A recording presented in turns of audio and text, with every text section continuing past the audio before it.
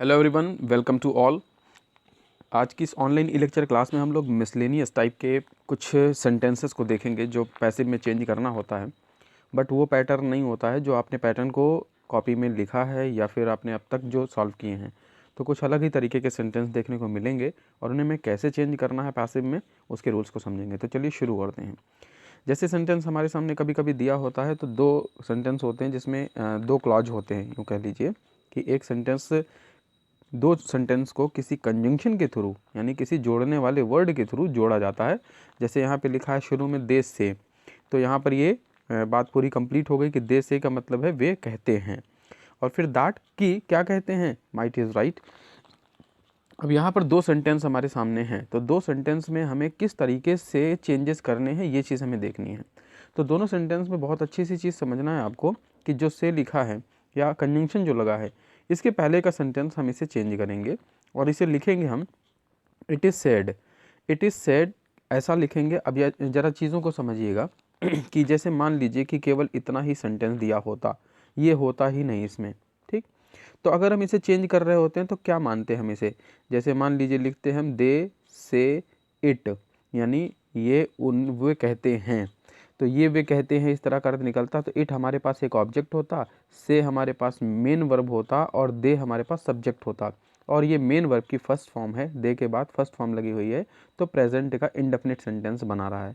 जब हमें प्रेजेंट का इंडेफिनिट सेंटेंस चेंज करना होता है तो हम लोग लिखेंगे इट स्टार्टिंग में, उसके बाद में हेल्पिंग वर्ब इज़ लगाएंगे क्योंकि प्रेजेंट के इंडेफिनिट में helping verb is am are में से कुछ यूज़ करना होता है। उसके बाद वर्ब की थर्ड फॉर्म यानी से की थर्ड फॉर्म लिखेंगे सेड, और फिर बाय देम लिखेंगे। इस तरह से प्रोसेस होता है। लेकिन जनरली जब ऐसी कोई बात होती है जो प्रोवर्ब हो या फिर कोई इडियम्स फ्रेजेस हो या फिर ऐसे कुछ हो कि जो जनरली सभी लोग कहते हैं, सभी लोग मतलब जितने भी पर्सन्स हैं 100% लोग पीपल ऐसी बातें कहते हैं, तो उन चीज़ों को हम लोग हमेशा जो है बाय के बाद नहीं लिखते हैं। जैसे बाय समवन, बाय पीपल, ये वर्ड्स नहीं लिखते हैं। तो यहाँ पर भी हम इतने हिस्से को छोड़ देंगे। तो पूरा सेंटेंस हमारा होना चाहिए इट इज़ सेड, इस तरह से होना चाहिए। तो आई थिंक ये चीज़ क्लियर हुई।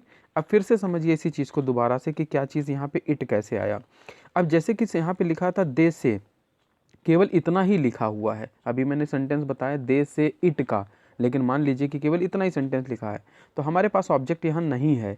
बट जब हमारे पास ऑब्जेक्ट नहीं होता है और सेंटेंस को हमें सीक्वेंस चेंज करना होता है, तो हम लोग सब्जेक्ट के तौर पर वहाँ पर कुछ ना कुछ वर्ड लिखते हैं, जैसे देयर लिख लेते हैं या फिर कोई वर्ड यूज कर लेते हैं। तो यहाँ पर इट यूज कर लेंगे ऐसे ही कि एक ऑब्जेक्ट को मानने के तौर पर। तो यहाँ पर हम इट स्टार्टिंग में लिख लेंगे कि वे ऐसा कहते हैं, तो कुछ भी बात को इंडिकेट करने के लिए इट का यूज़ कर सकते हैं। फिर हेल्पिंग वर्ब इज़ तो लगेगी क्योंकि से यहाँ पे फर्स्ट फॉर्म में है इसलिए, और फिर से की थर्ड फॉर्म सेड, और बाय देम वाला हिस्सा हटा देंगे क्योंकि ये जनरल एक थॉट है सभी के लिए इसलिए, और फिर कंजंक्शन लगाकर बाकी का जितना सेंटेंस है वैसे के वैसे लिख देंगे। तो ये तरीका आपको यहाँ पे अपनाना है। अभी आप एक नेक्स्ट सेंटेंस भी देखिए सर, और भी चीज़ें क्लियर हो जाएंगी कि कैसे हमें क्या चीज़ करनी है। जैसे यहाँ पे लिखा है सोनम सेज, सोनम कहती है। अब यहाँ पे सोनम एक वचन में है इसलिए से के बाद एस या ई एस लग गया तो सेज लिख गया। तो सोनम सेज, सोनम कहती है कि लव इज़ ब्लाइंड, प्यार अंधा होता है। तो यहाँ पर सेंटेंस इस तरीके से जब बनाया जा रहा है तो सेंटेंस में ये चीज़ देखेंगे हम लोग कि दैट के पहले यानी कंजंक्शन जो लगा है उसके पहले का सेंटेंस हमारे सामने क्या दिया है, हमें इतने को चेंज करना है। इसमें हम पहचानेंगे कि सेंटेंस कैसा है, तो पहचानेंगे, देखिए सोनम लिखा है और सेज लिखा है, सेज वर्ब की फर्स्ट फॉर्म एस या ई एस। तो ये रूल होता है प्रेजेंट के इंडेफिनिट सेंटेंसेस का।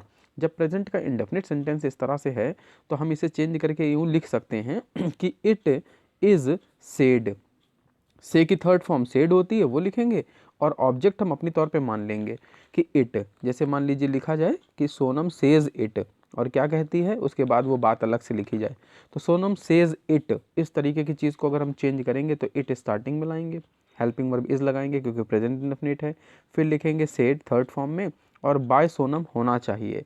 यहाँ पर बाय सोनम अगर हम नहीं भी लिखते हैं तो भी ये गलत नहीं है। अब यहाँ बाय सोनम लिखा क्यों नहीं, तो लिखा इसलिए नहीं क्योंकि यहाँ पर ये एक प्रोवर्ब है जो सभी के लिए एप्लीकेबल है, यानी सभी लोग इस बात को मानते हैं, इस तरह से बात कही जाती कहावत के तौर पे। तो ये केवल सोनम ही नहीं कहती है, सब कहते हैं, इसलिए यहाँ पे बाय सोनम लिखने की कोई ज़रूरत नहीं है।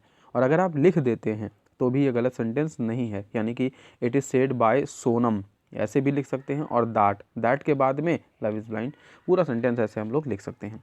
तो आई होप कि इससे आपको चीज़ क्लियर हुई कि कैसे हमें क्या चीज़ चेंज करनी है। बिल्कुल सेम इसी तरह से नेक्स्ट पैटर्न है, नेक्स्ट सेंटेंस है, वैसे ही आप सॉल्व करते चलेंगे कि दैट के पहले का सेंटेंस हमें देखने हैं और इसमें हम सेंटेंस का टाइप पहचानेंगे। लिखा है हर सिस्टर सेज, तो यहाँ पर भी सेज लिखा है यानी प्रेजेंट इंडेफिनिट। ऑब्जेक्ट हम अपनी तरफ से एक मानेंगे इट, और इज सेड यानी प्रेजेंट में इसलिए इज लगाएंगे, it is said bye her sister. अब देखिए यहाँ पे हर सिस्टर लिख दिया, तो हर सिस्टर इसलिए लिख दिया क्योंकि शी लव्स मी, यहाँ पर कोई प्रोवर्ब नहीं है, जनरल सी बात है, इसलिए यहाँ पर आप इसको नहीं हटाएंगे। और अगर इसे हटा देंगे तो भी कन्फ्यूज़न होने की ज़रूरत नहीं है, इसको हटा भी सकते हैं आप, इट इज़ सेड दैट और दैट के बाद में शी लव्स मी ऐसे भी लिख सकते हैं। तो ये दोनों तरीका है, यहाँ पे कन्फ्यूज़ ये मत होइए कि हटा क्यों रहे हैं या लगा क्यों रहे हैं, ये दोनों ही तरीके हैं, आप हटा भी सकते हैं इसे और लगा भी सकते हैं, दोनों कंडीशन होती हैं। देन दैट के बाद में जो बाकी का सेंटेंस है उसे वैसे के वैसे हम लिख देंगे, तो ये तरीका हम यहाँ पे अपनाएंगे। And the next one sentence, people say that he is a criminal. अब यहाँ पे सेंटेंस कह रहा है पीपल से, फिर भाई हमें चीज़ करनी है कि दैट के पहले का सेंटेंस पहचानना है, और दैट के पहले सेंटेंस जो है प्रेजेंट इंडेफिनिट है, तो इसी हिसाब से हम इट लगाएंगे, इट के बाद हेल्पिंग वर्ब इज़ का यूज़ करेंगे, से की थर्ड फॉर्म सेड लिखेंगे, देन बाय पीपल नहीं लिखेंगे क्योंकि यहाँ पे ये सभी लोग कह रहे हैं, तो यहाँ पर ढेर सारे लोगों की कंडीशन बन रही है, इसलिए वहाँ पर बाय और पीपल वर्ड दोनों को हटा देंगे, इट इज़ सेड दैट इतना सेंटेंस लिखेंगे, और दैट के बाद बाकी का जितना सेंटेंस हमें जैसे दिया था वैसे ही पुट कर देंगे। तो ये तरीका यहाँ पे आपको यूज़ करना है। तो ऐसे ही और सेंटेंसेस हैं, आप प्रैक्टिस करेंगे तो बहुत अच्छे से चीज़ें आ जाएंगी, क्लियर हो जाएंगी। कई बार ऐसे सेंटेंसेस आपको बुक्स में मिल जाते हैं बट उसके रूल्स नहीं मिलते हैं, तो आपको इससे प्रैक्टिस कर लेनी चाहिए। And the next one, we heard that. अब इस सेंटेंस को ध्यान समझिएगा, ऊपर अभी तक सेंटेंस हम देख रहे थे सेज या से, तो ज़रूरी नहीं है कि से ही लिखा हो हर बार, कोई और वर्ब भी हो सकती है, वर्ब होनी चाहिए। तो यहाँ पर देखिए वर्ब है मेन, तो वी हियर हमने सुना, और यहाँ पे हम सुनते हैं क्या, that elections are soon be held, कि इलेक्शंस जल्द ही होने वाले हैं। अब यहाँ पर भी सेम आपको तरीका अपनाना है कि इतने हिस्से को पार्ट आउट करना है। अब यहाँ पे पार्ट आउट आप करेंगे तो यहाँ पे इट अपने आप से सब्जेक्ट यूज़ करेंगे, हेल्पिंग वर्ब इज़ लगाएंगे क्योंकि हियर जो लिखा है फर्स्ट फॉर्म में है, और ये लिखने के बाद में हर्ड लिखेंगे, दैट इज़ यहाँ पर सेकेंड फॉर्म में, इसको हमें थर्ड फॉर्म में वर्ब का लिखना है। तो जैसे वहाँ पे से लिखा था, से को चेंज करके हम सेड कर रहे थे, वैसे यहाँ हियर लिखा है फर्स्ट फॉर्म में, तो हम उसको हर्ड लिखेंगे।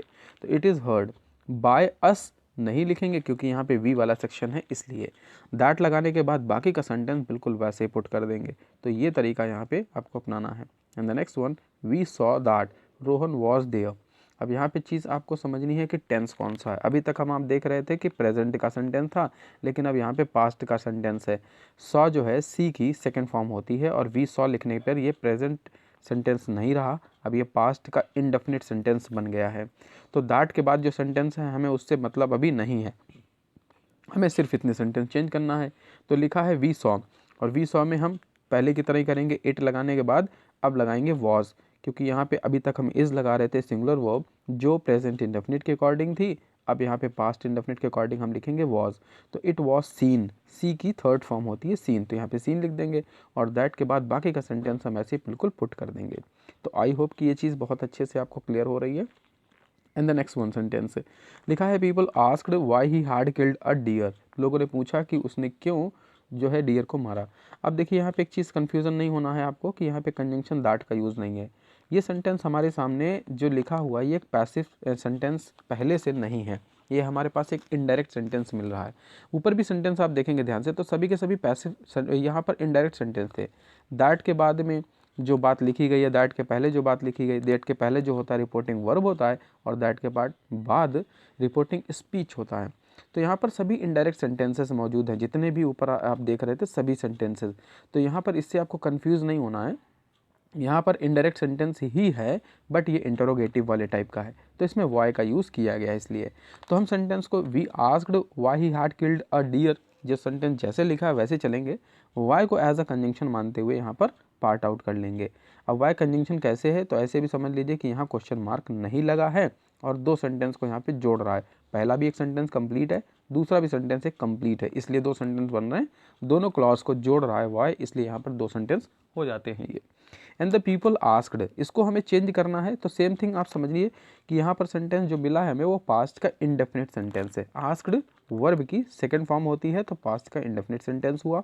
इसी हिसाब से हम यहाँ पे इट लिखेंगे और इट के बाद वाज यूज करेंगे। इट के बाद कभी भी वर नहीं लिखा जाता, तो आस्क्ड लिखेंगे इसके बाद थर्ड फॉर्म आस्क्ड की, और फिर बाय पीपल वर्ड नहीं पुट करेंगे, बाद में जितना सेंटेंस हमारे सामने दिया था उसे हम वैसे लिख देंगे। तो ऐसे हमें इसे चेंज करना है। एंड द नेक्स्ट सेंटेंस ऐसे देखिए कि they say that you are a liar, तो यहाँ पर भी सेंटेंस सेम वैसे चल रहा है कि दे से और दैट के बाद में बाकी का सेंटेंस है, दैट के पहले पहले का सेंटेंस है, तो हमें सिर्फ इतना चेंज करना है। सेम थिंग से वाले सेंटेंस को हम लेके चलेंगे तो इट इसके बाद इज़ लगा देंगे, फर्स्ट फॉर्म में है इसलिए, और फिर सेड लिख देंगे और सेड के बाद में बाय देम नहीं लिखना है, एंड देन बाकी का सेंटेंस जैसा है वैसा उसे पुट कर देंगे। तो ये तरीका यहाँ पर आपको यूज़ करना है। तो आई होप कि सेंटेंसेस आपको क्लियर हुए हैं, रूल्स आपको क्लियर हुए हैं। इस टाइप के सेंटेंस अब आपकी बुक में अगर कोई भी मिलेगा तो आप उसे कर पाओगे। स्टार्टिंग में मैंने बताया था कि ये पैसिव सेंटेंसेस की एक सीरीज़ चल रही है, उन सेंटेंसेस की जो जनरली आपको पैटर्न के अलग दिए रहते हैं, कंफ्यूज हो जाते हैं आप लोग, तो ऐसे क्वेश्चंस यहाँ पर हैं। आपके पास भी अगर कोई क्वेश्चन है जो आप पैसिव में चेंज नहीं कर पा रहे हो या कुछ अलग तरीके का है तो आप मुझे वो कमेंट के थ्रू बता सकते हैं, उसका नेक्स्ट ट्यूटोरियल आपको मिल जाएगा। एंड द नेक्स्ट थिंग कि जो भी कन्फ्यूज़न वाले अभी पैसिव के सेंटेंसेस होते हैं उनके अभी मैं और वीडियो अपलोड करूँगा, तो आप इस चैनल को देखते रहें और आगे ऐसी चीज़ों को समझते रहें जो आपको क्रिटिकल लग रही हैं, जो आपको टिपिकल लग रही हैं, उन्हें आप आसानी से सॉल्व कर सकें। तो आई होप कि आज की सभी चीज़ें आपको क्लियर हो गई होंगी। एक ऐसे ही नए वीडियो और नए लेक्चर के साथ नेक्स्ट ई लर्निंग सेशन में फिर मिलेंगे। तब तक के लिए stay happy, stay safe and keep watching Ashutosh channel.